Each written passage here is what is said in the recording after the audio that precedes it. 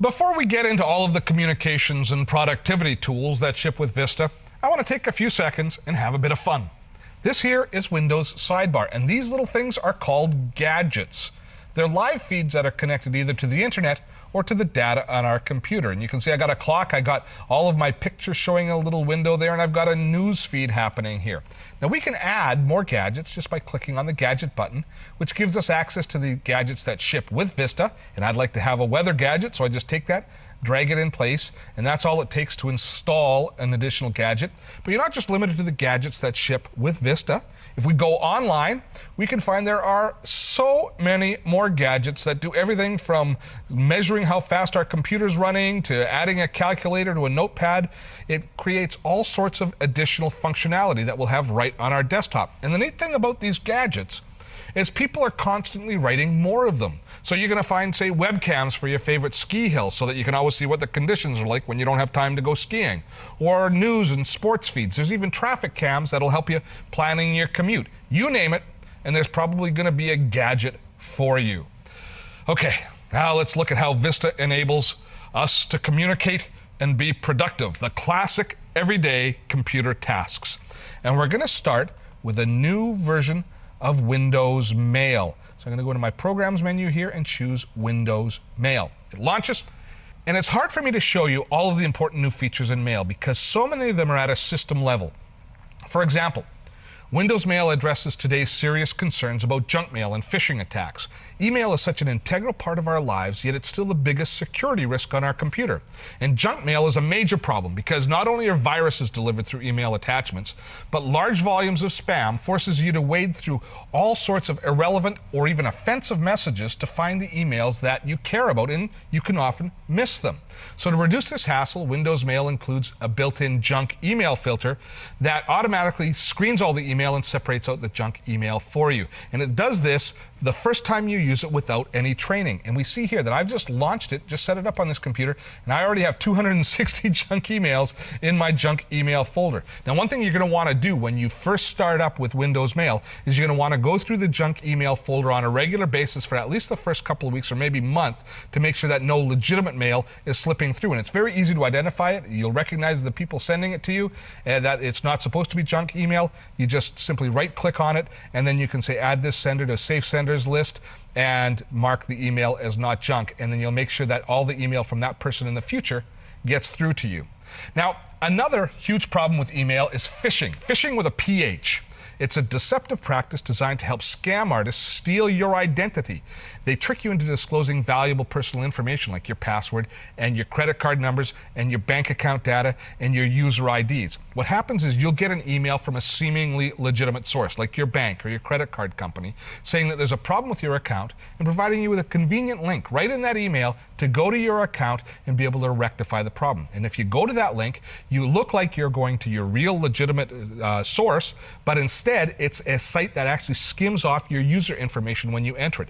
You might never know that they did that because they might pass you straight through to the real site, so you won't realize there's a problem till much later. Windows Mail includes a phishing filter that analyzes email to detect many of these fraudulent links and helps to protect you from this online deception. Now, the last feature I want to show you about is instant search. Oh, I love instant search. With thousands of messages in your inbox, it can be a real challenge to find the one email message that you need to locate.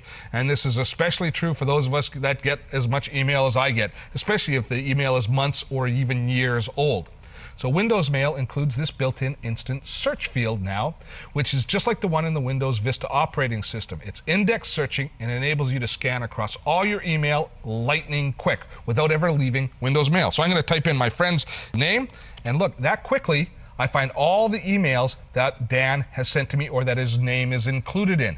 Now, this is the index searching that I was talking about earlier on in the show, and it extends through the whole operating system. So if we say go down here into the Start menu and do the exact same search, we will find the same search results. So I can search for these emails or these documents from within Windows Mail if I happen to be in the Mail application, or within the operating system down in the Start menu if I'm just working in the computer in general. Okay, let's move on away from mail, and now I want to look at the Windows Calendar, which is a flexible, easy-to-use tool for planning and managing all of your activities and coordinating your schedule with other people's. Now, one of the biggest things missing from earlier versions of Windows was a good shared calendar. Heck, even just a good calendar. It was one of the main reasons that people had to upgrade from Outlook Express to Outlook. Well, Windows Calendars changes all of that. It manages your time, coordinates your schedule with friends and family and colleagues. Windows Calendar also includes a feature you can use to create personal task lists, and you can receive automatic notifications and reminders about specific tasks. So I've opened it up here, and we can see we have a standard family situation with a dad's calendar, kid's calendar, and mom's calendar. And we can quickly identify who has what appointment by the color coding that appears on the master calendar. Now, if we need to add a new appointment for anyone, say dad is going to play golf on Saturday, he simply selects the day and then selects a new appointment. And then we can put in that it's a golf game. He can say where it's at, what time it starts at, if it's a recurring event, if he needs a reminder sent to him, and if he needs to invite anybody. So a lot of the tools that we find in more advanced personal information managers, we find in the Windows Calendar. We hit enter, and it is now an appointment in his calendar. Now, you notice that Dad's already got a whole bunch of things in his calendar because Dad's a hockey fan and he's downloaded all of the Canucks schedule automatically.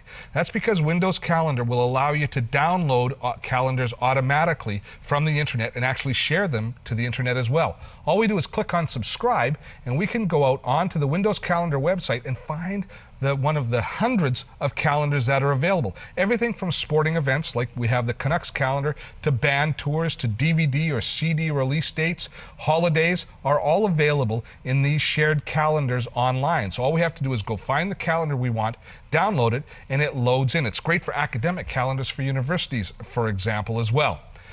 Windows Calendar integrates with Windows Mail and Contacts and gives you all the family and personal time management tools most of us will ever need. They address what was, in my mind, the most glaring hole in previous versions of Windows utilities. They're tightly integrated, multi-user based, and extensible. These three tools really hit the mark in keeping us connected and organized. Blogs, podcasts, streaming video, you can find it all on our new website. Check out dottotech.com.